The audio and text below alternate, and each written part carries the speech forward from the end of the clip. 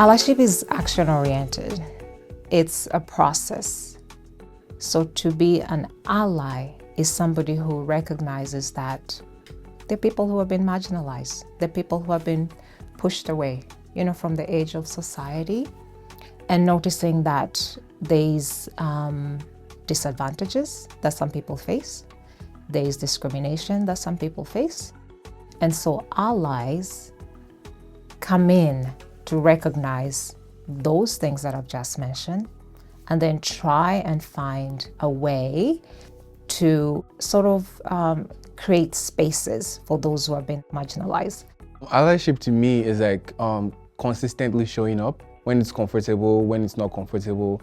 It's complicated, it's complex, there's different pieces to it. I think for me, one of the biggest pieces, since I carry white privilege, growing up here in Saskatchewan, allyship means listening to people who are or have been marginalized because of their racial identity or their gender and sexual expression, their socioeconomic status, to listen and to find out what it is those groups or those people or those individuals need, and how I can help and how I can use the privilege that I hold to help address some of the disparities, some of the gaps, and reduce harm. So it's not me prescribing or moving into spaces where I honestly don't necessarily belong, but to find out what it is that I can do with the power that I do hold. Allyship for me is a significant role that individuals undertake, like myself as a Black person, to support persons who would be considered a minority group, persons who don't necessarily have a voice or a platform to actually speak or represent themselves. Allyship for me is when someone doesn't just claim the title of being an ally, but actually shows it in their actions, whether it's supporting or advocating for me even when I'm not there, or also by just listening to my experiences and my stories, and not placing the burden on me to have to explain myself and explain why I've lived through those experiences. So allyship for me is creating an environment where I feel safe, where I feel welcomed, and where I feel supported. When I think about allyship, I think about how important it is to be paying attention to and listening to the needs of our campus, with a particular focus on those who are marginalized and those who are underrepresented.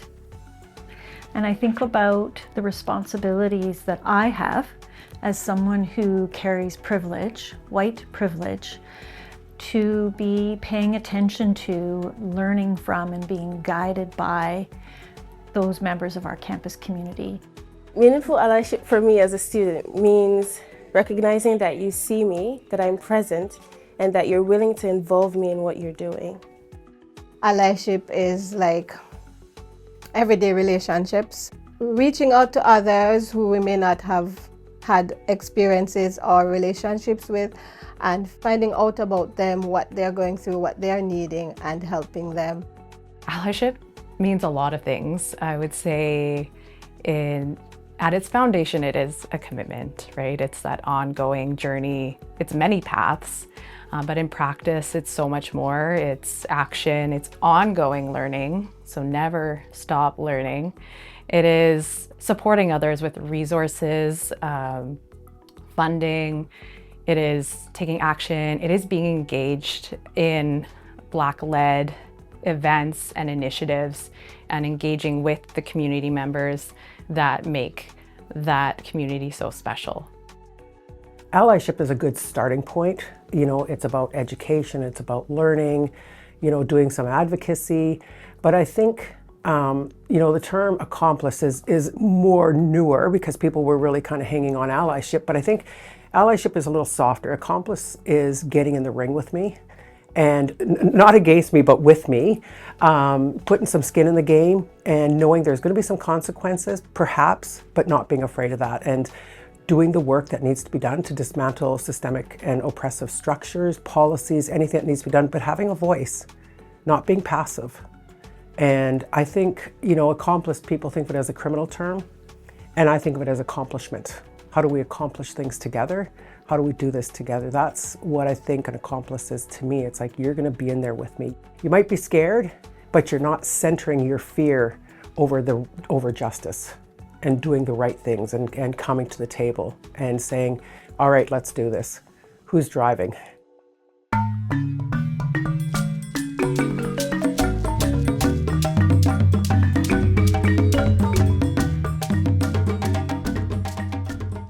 Somebody wants to be an ally and doesn't know how to start.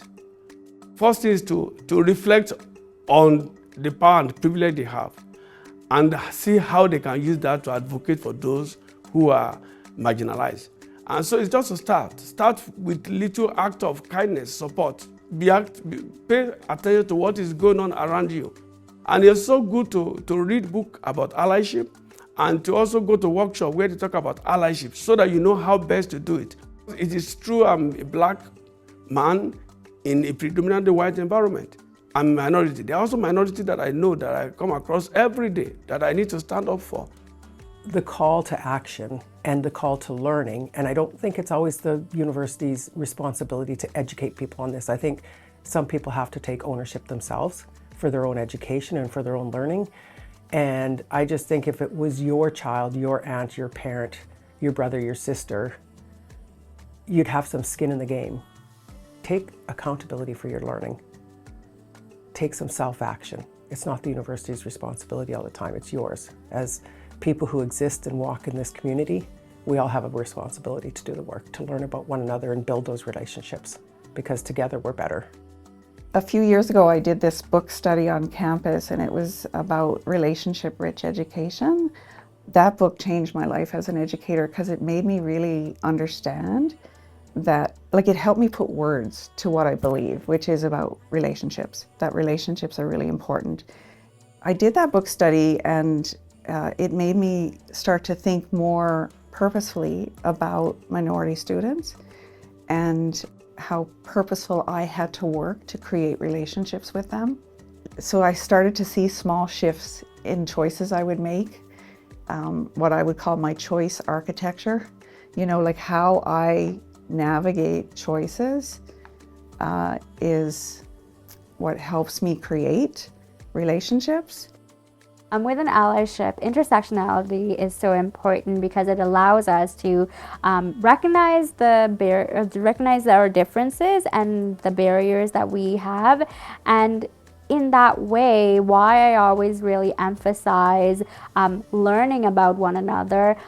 I'm a woman of color with disabilities. My experiences may have some overlaps or differences or similarities with Black women with disabilities as well. And being able to recognize that in that circumstance, the challenges when it comes to systemic issues of race and disabilities, and being aware of how there are shared struggles and being aware of how to navigate them together. It's a space for solidarity when it comes to allyship. It's not about competition with one another, because if one of us is left behind, all of us get left behind. When I think about my positionality and my identities as an Indigenous woman, but also with a learning disability that you can't see. I mean, you can visibly see that I'm Indigenous. You can see when somebody is Black or a person of color. And I think when I see that, I know that there's some shared history together, that we share the history of being racialized or being judged just by the color of our skin, being judged, being marginalized before people even know our hearts, our minds, our spirit, anything about us. When I engage in solidarity, I know that while I may not know somebody's other journey fully, I know that we do share something, and that I can stand alongside them and lend my voice to make their voice louder. Or I can maybe come with an informed perspective given my role as a senior consultant for inclusion, diversity, and anti-racism.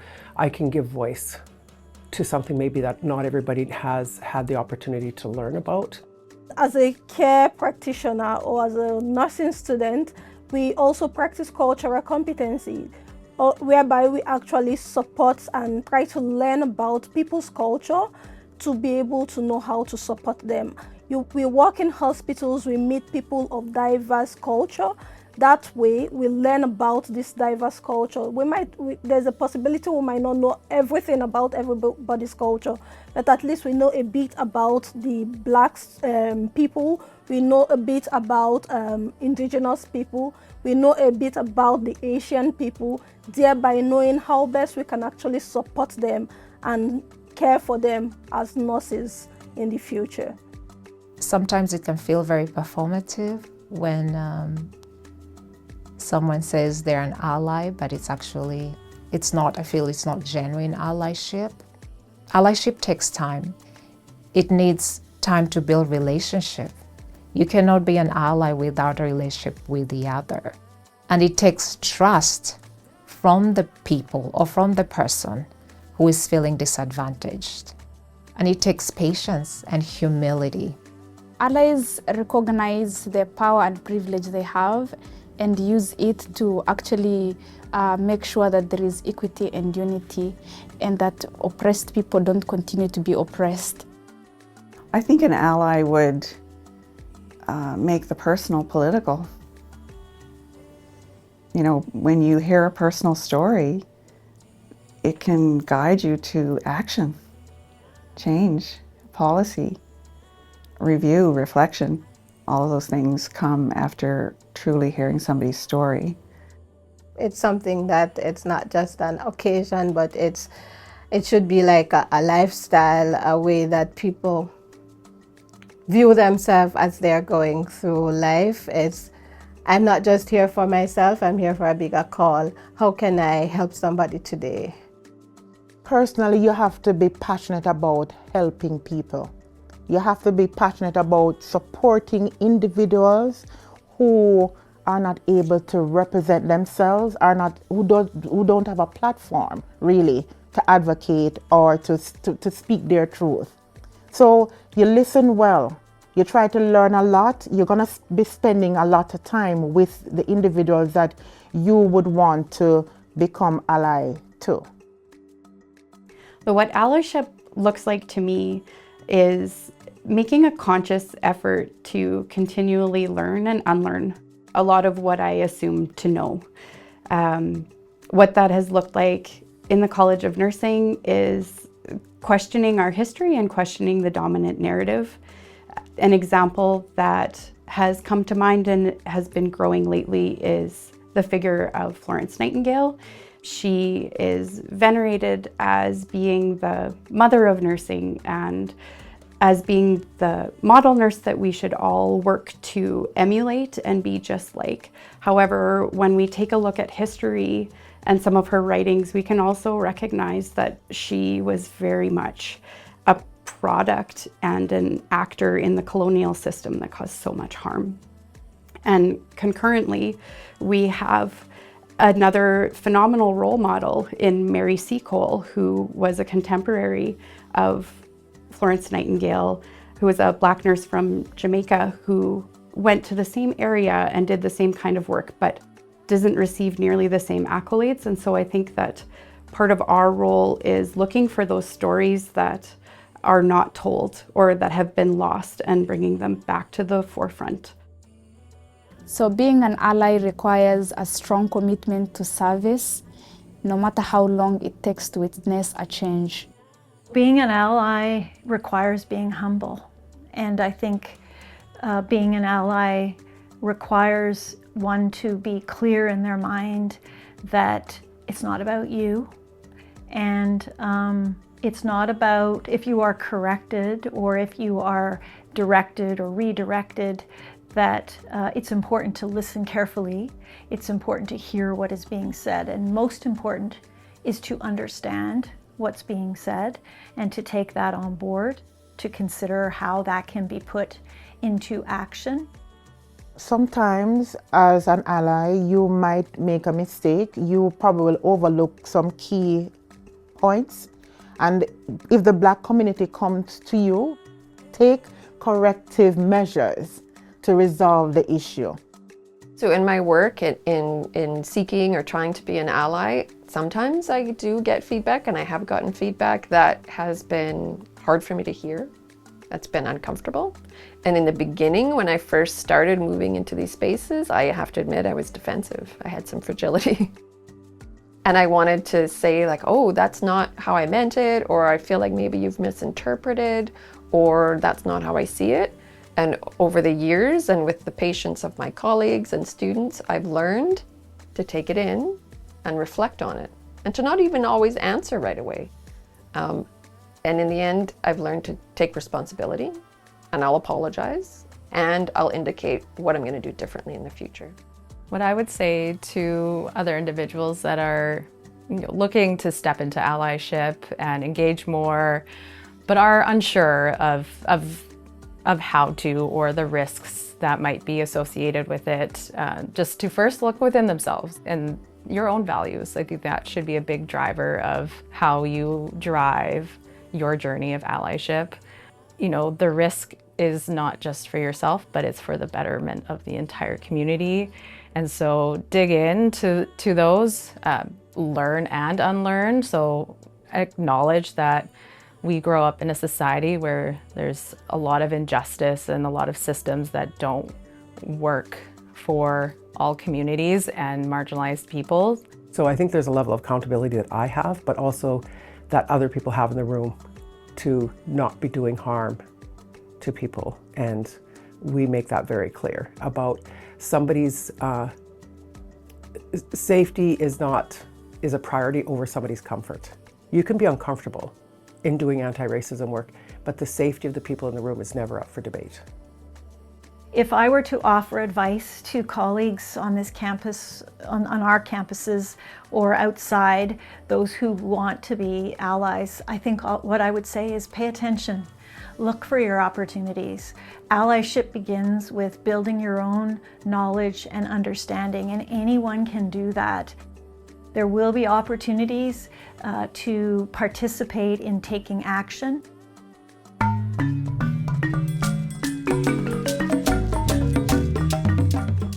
Often we think that being an ally means we have all the answers. Not necessarily, but we can use our connections to point people to places where they can get help. To be an ally, I don't think anyone is expecting that you know everything about every issue out there. That's just is not realistic, but someone's openness to learning and also relearning how they navigate and understand the world, I think can help you become a better ally to the communities that you're wanting to support.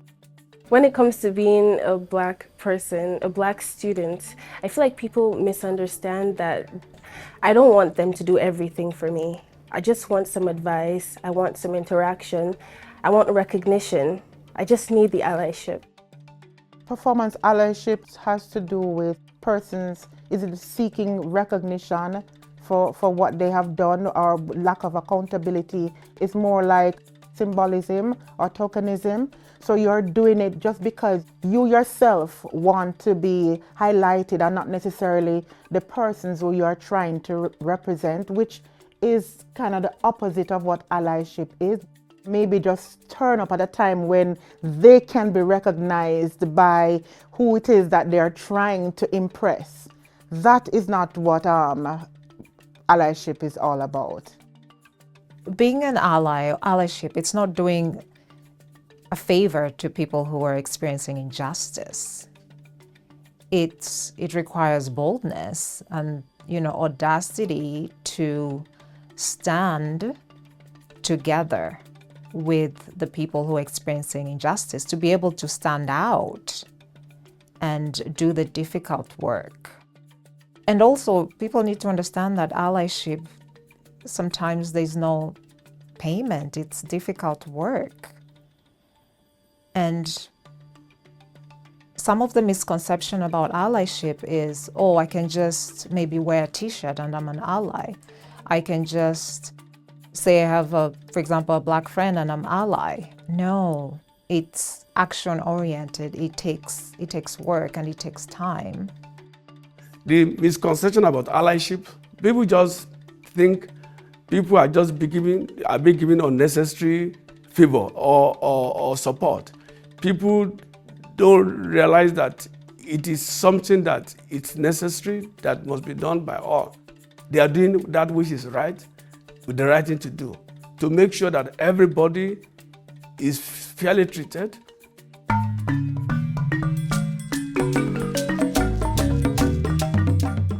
Allyship in academic settings is important because inequity exists in academic settings. Bias exists in academic settings. But diversity also exists in academic settings, right? And so embracing diversity and creating belonging for different perspectives, that's what a university is about, right? That's what a university should be about, creating collective wisdom, not just one person's perspective of wisdom. So I think in academic settings, we're here to create leaders. We're here to create change agents, innovators. We're here to create nurses that are going to care for diverse communities. And so we need to create an environment where they can learn safely. And then they can transfer that to their practice so that their practice becomes safe.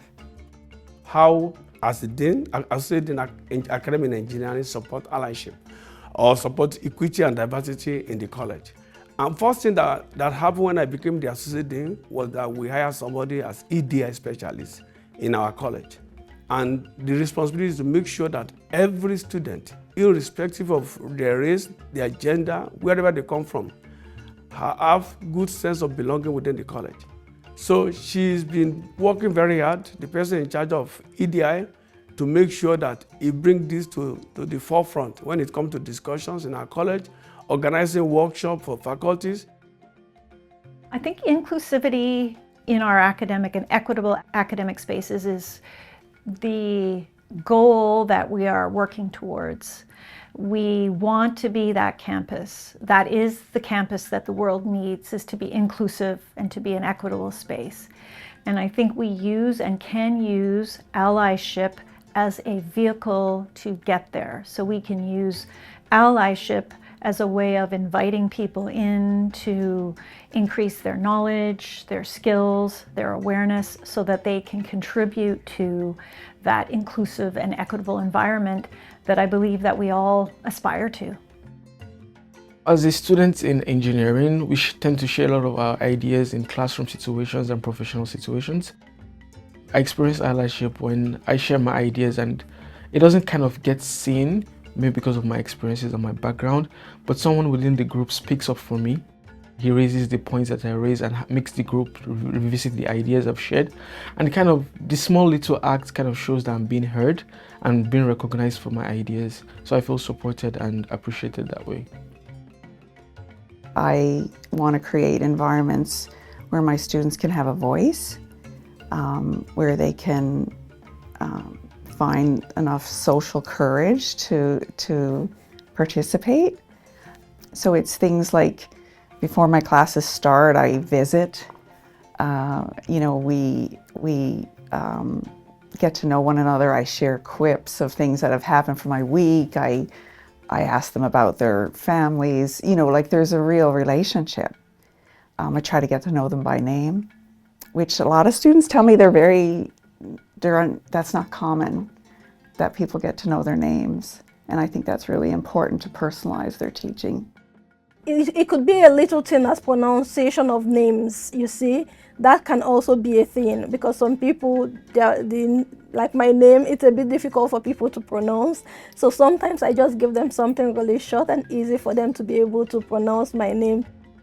And your name represents so much more than a number, or it's your humanity.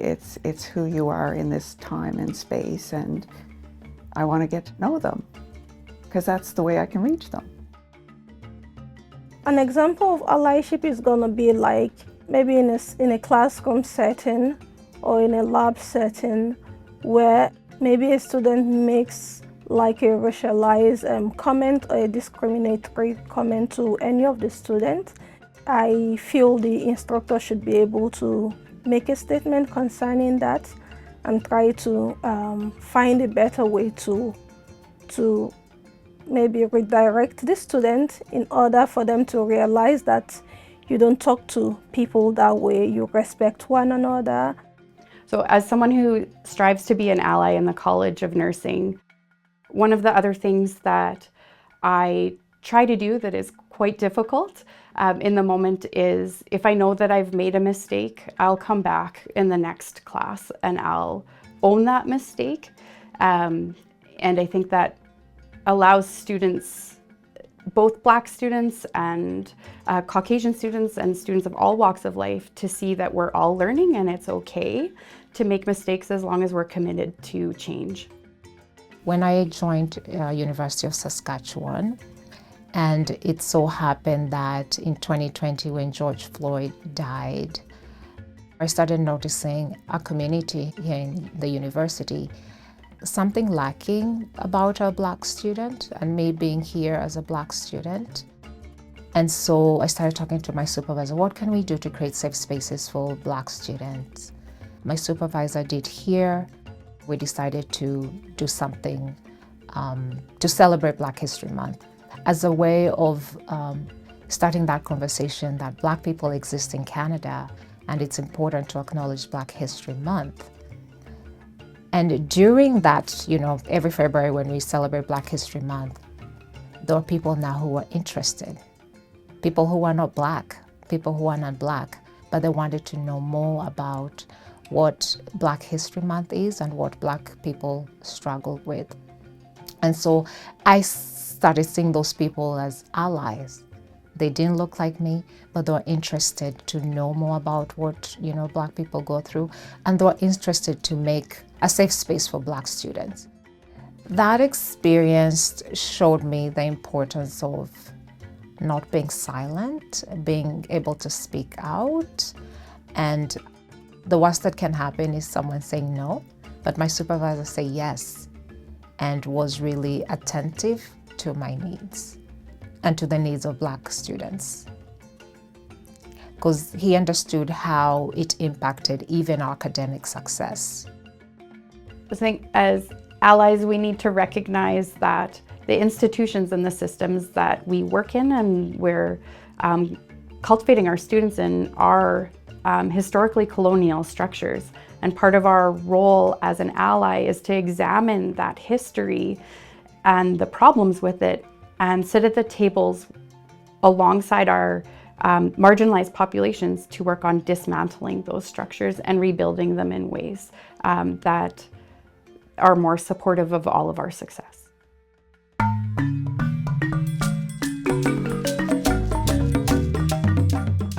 So demonstrating allyship on our campus it's an interesting concept.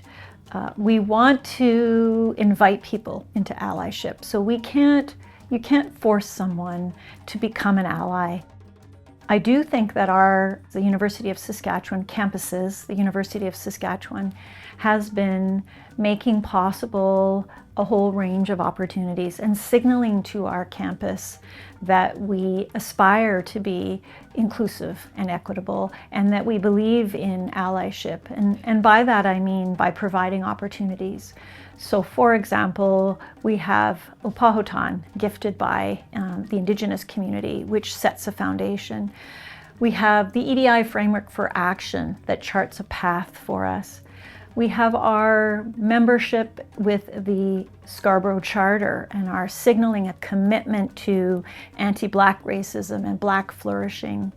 We have the kinds of activities that we would do in a year that are designed to bring awareness to our Black faculty, staff, students, to the experiences of Black faculty, staff, and students, and to lift that up in a celebratory way, but also in a way that's quite serious with regard to building awareness, with regard to, for example, communicating what Canadian Black history looks like and giving those opportunities. I see that allyship is a mechanism that we can use. Allyship from an organizational perspective does start with the individuals. So just as individuals have different levels of privilege in society, so do corporations and organizations. They might have more, and a lot of that comes with maybe it's more funding available, decisions for that funding as well. And so there's a lot to be said about larger organizations being involved in allyship, and but again, that starts with the individuals. In my leadership role at the university, I do sit at tables where I represent the needs of students and staff, and I acknowledge that as a middle-aged white lady, I could be there to represent the needs of myself or people like me, or white students. My background is nursing. I could promote the growth of in my profession, but that's not my job. My job is to support student health and well-being. And it's easy to say of all students, but it would be disingenuous to not recognize and understand that there are unique needs of different students on our campus. And when I think of the needs of Black students on our campus, part of what they need is to have a voice at these tables and in these spaces where they're not necessarily a part of. From the perspective of the Pan-African Student Association, allyship involves supporting a student group, whether it's through systemic help or through monetary help. As a students group, we face a lot of challenges, which includes challenges with respect to the way the system is designed, with respect to having to help our members and solve their issues in various ways. Allyship would mean being recognized as the association and as the group of body that is there to voice out the opinions and the needs of the students we represent. When I think about allyship and when I think about the terms being an accomplice or being a co-conspirator, to me, there is an essence of an analysis of power, of who holds it and who doesn't. And part of my role as an ally, accomplice, co-conspirator, what it is to share that power.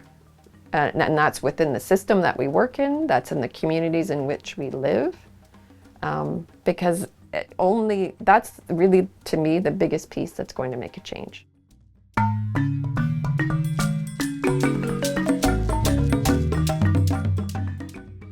International students come with varying needs or issues, concerns that warrant the kind of support that will help them to successfully complete their journey here.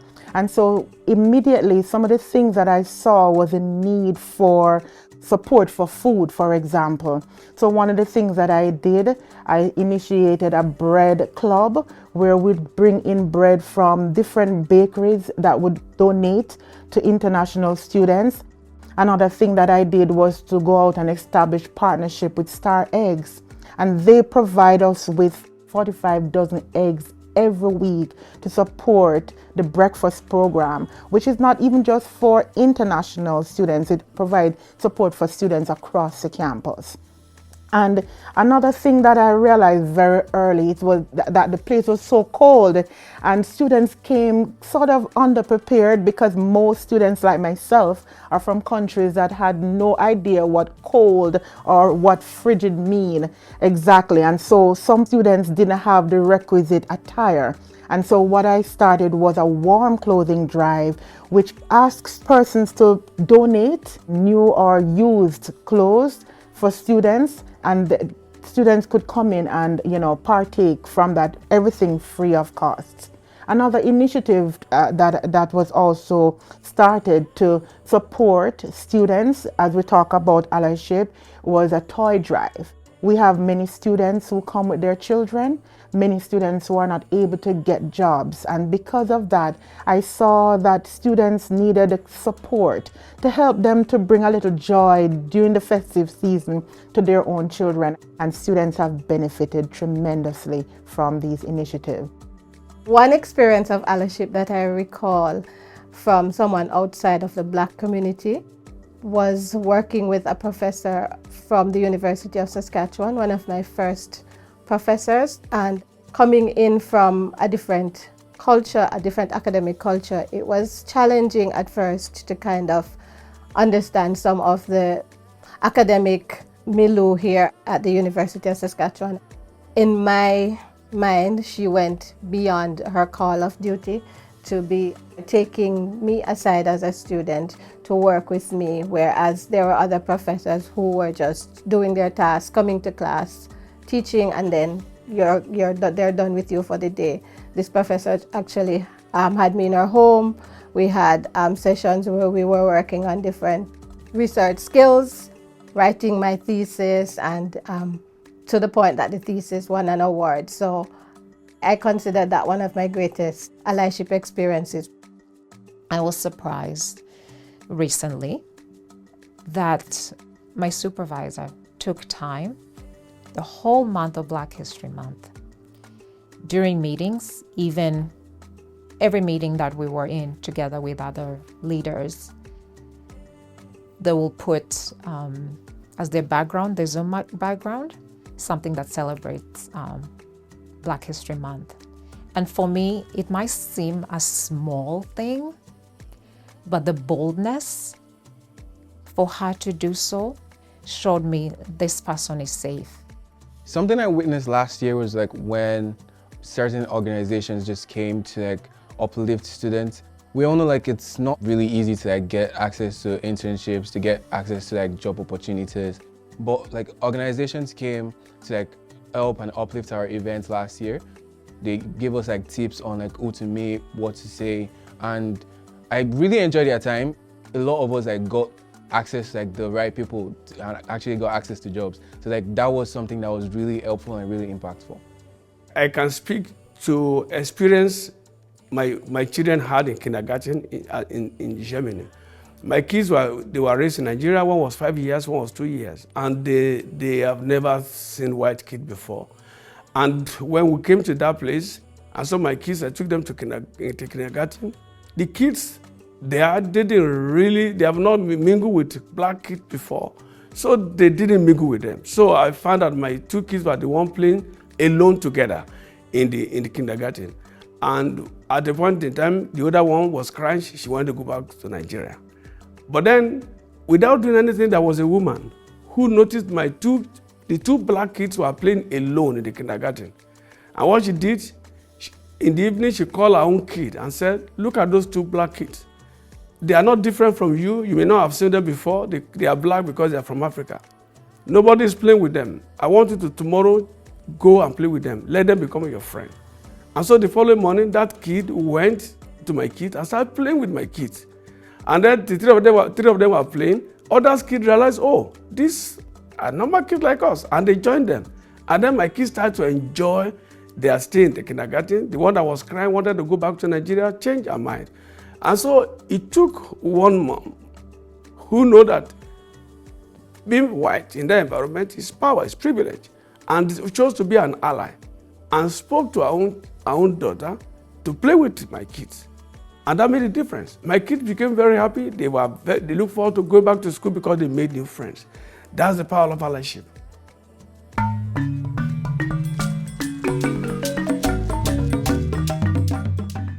From working with the Black faculty, students, and staff on campus, I think I've learned something about joy from these individuals. I have been very blessed by being surrounded by people who are willing to help me learn. So they are willing to essentially enable me and position me to be an ally. I believe allyship is a two-way street, and the beauty of it is by being an ally, you get to hear people's experiences that have lived in different parts of the world, that have experienced different things, and you get to share that experience, whether it's through food, whether it's through culture, whether it's through music or dance. And there's an opportunity to see how beautiful the world is and connect through different experiences. Allyship has brought me so much joy. And what I mean by that is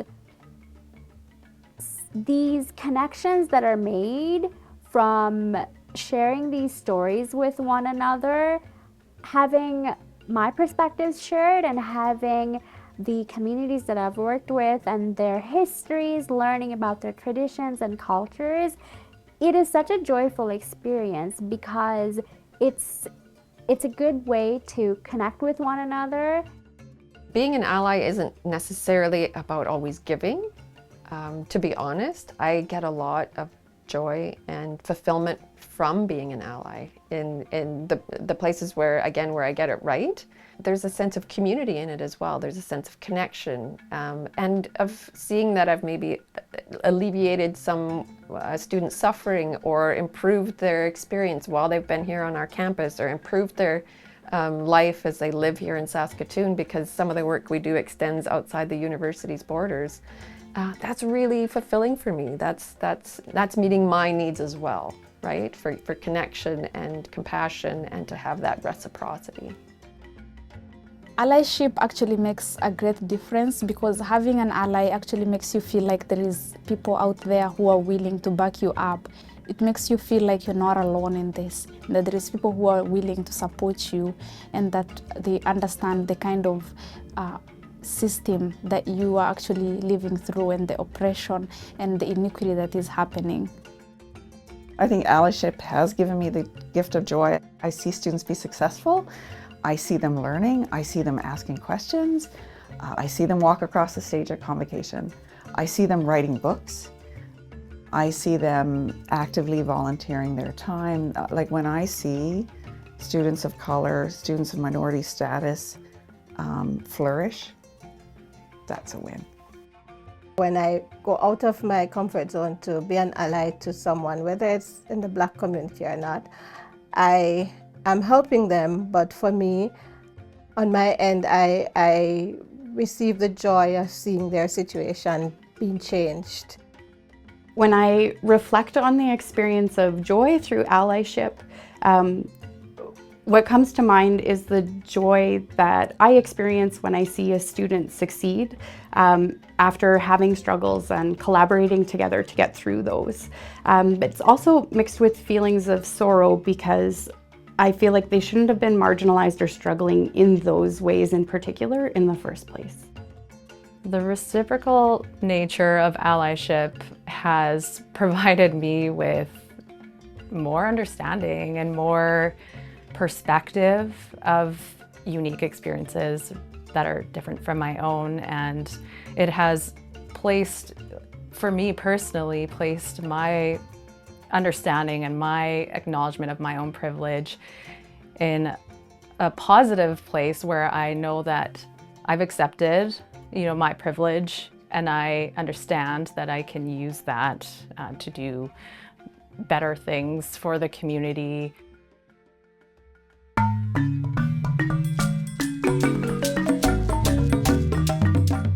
My hope is that people understand that if we're ever going to make change, we have to come together. We have to do the work. I think about truth and reconciliation. I think Black people need to show up for us. Because of the Canadian context, show up for us. Come and stand alongside, walk with us, march with us for missing and murdered Indigenous women, Red Dress Day, for National Indigenous Peoples Day, Truth and Reconciliation. I think when we see that reciprocal participation, then it starts flowing back and forth, because then it's like, well, we're showing up for you, and then we start showing up for each other, and that makes us stronger. When people understand each other's histories, and while ours is vastly different because we are in Canadian context and this is our home, and as visitors, if you come and show that solidarity, well, then we want to show it back. And I think that's probably what's missing sometimes is, the walks and all the things is show up, and let's start showing up for one another, because if we stay in isolation, we stay weak. I think from a colonization perspective, divide and conquer has always been there, separate us. From a government perspective, separate us so that we can't talk, so that we don't, the hostilities built in. It's like fighting over finances or fighting over resources, fighting over, whatever is on the table.